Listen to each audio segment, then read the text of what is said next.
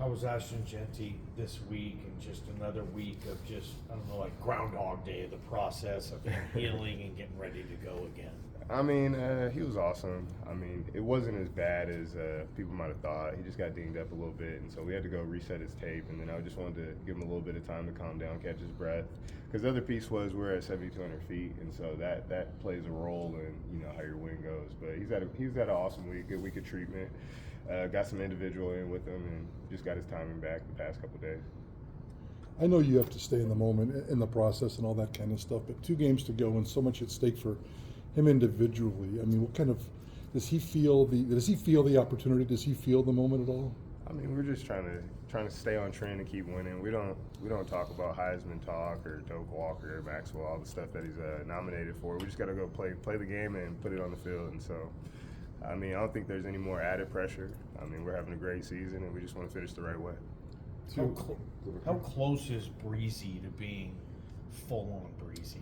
I thought that was last week was his best game that he's played as a Bronco. Just going in with the situation, because his freshman year he came in late in games. We had some big leads. But this past game, it was a 10-10 game. Ash had to go to the tent for a little bit, and he came in and did a really good job. He protected the passer. He got some hard yardage, and you could tell that he was looking more like himself.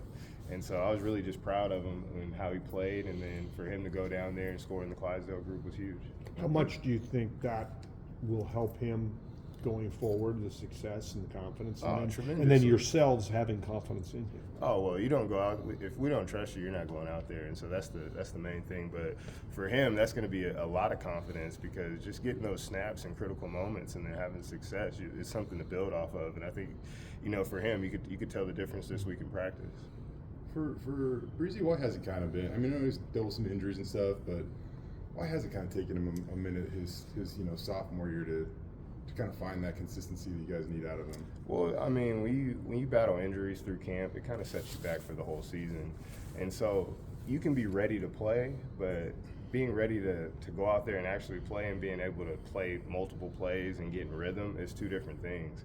And so you get them back ready to play, get on the field, and then you have to they have to get back in shape, in the football shape. And so that's been the struggle. And then once we got him back, he got back in the football shape, he got nicked up again. And so we had to go through the process twice this season. And so that takes a toll mentally on you mentally, and then it's a toll on your body, because he's living in the training room as well. The beauty of Dirk Cutter is he's just always so honest, right? And for a lot of the season, like, he's been the one that's kind of like said, like, Breezy's like he's going to be a part of this and how good he is. And he did say at the last press conference something along the lines of, like, if you're going to get in the game, though, like, I'm going to trust you. And he said that he was even maybe a little reluctant at times to call runs for Breezy. So what's that kind of dynamic or process like?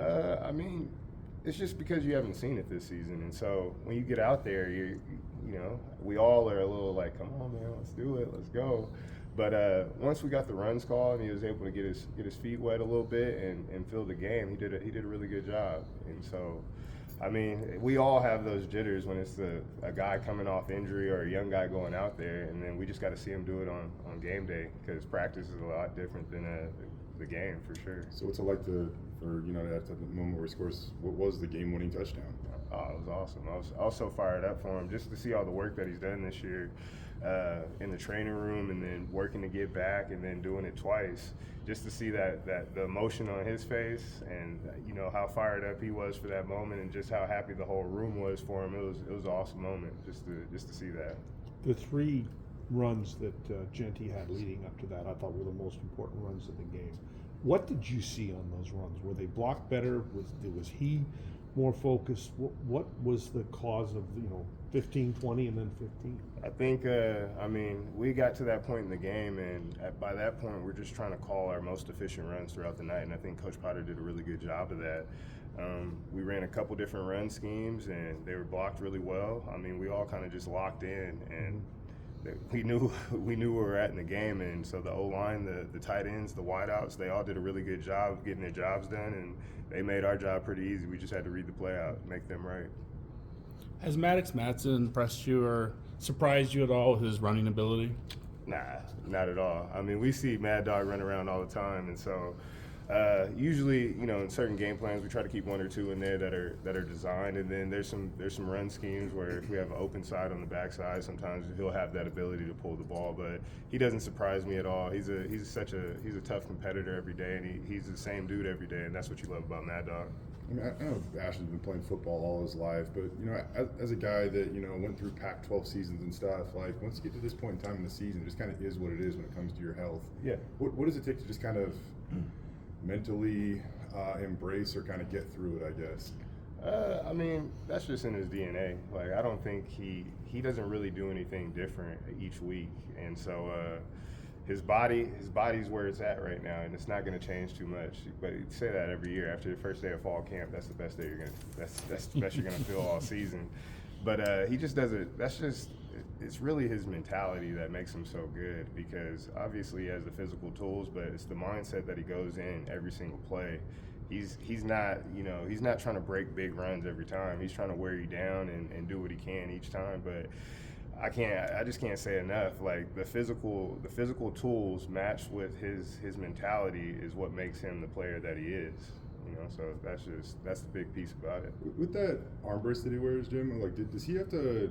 Is ball security kind of different for him at all right now, or anything like that? Or Nah, I mean, since the first week he wore it, it was different for him because it was the first time he had to wear it. But since we've got the straps adjusted and he wears it every day in practice, it's kind of a part of it. And if you see late in the game, he actually stiff armed with it, and so his arm's feeling a lot better than it has been, because it's been 4 or 5 weeks since the initial, and so he's doing a really good job with it.